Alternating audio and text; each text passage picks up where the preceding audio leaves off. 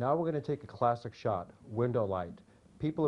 Artists have been using this sort of light since the beginning of painting, since the beginning of art.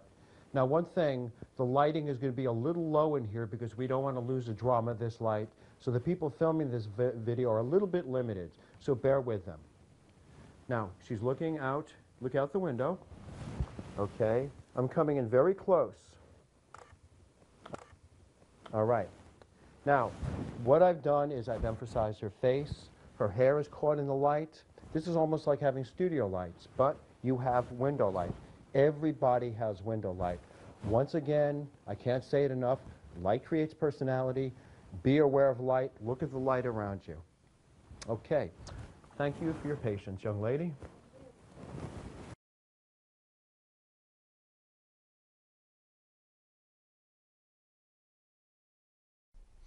What we're doing here is we're working with window light.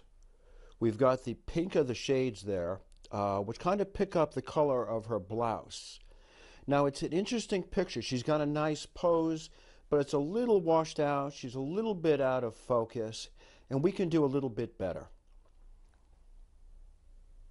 What we've done now is we've changed the angle a little bit.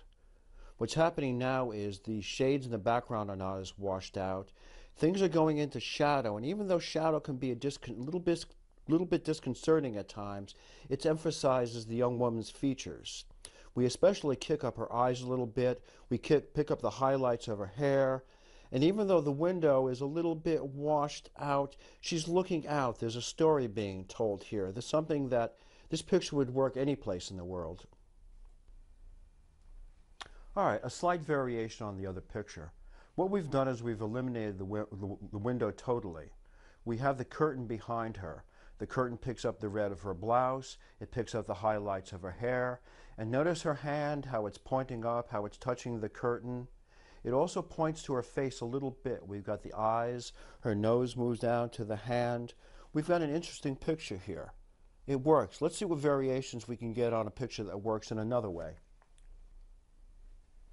In this picture, what we've done, we've included the viewer in the picture. She's turning to somebody. It could be her friend, her boyfriend, her parents.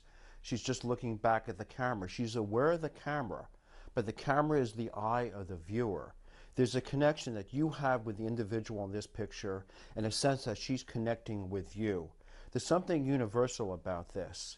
Now, we've included the window to the side in this, and how this works is there's a gradation of light.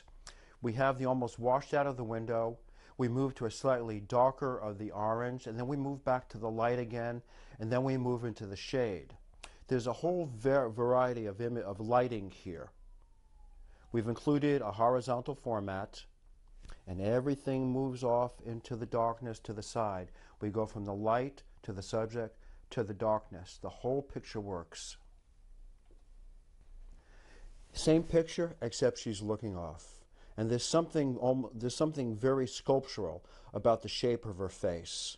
Again, we have the light of the window, the orange of the curtain, but the way her face is picked up and how we pick up her eyes and her lips, and then it moves off into the darkness to the side with just a little bit of detail there.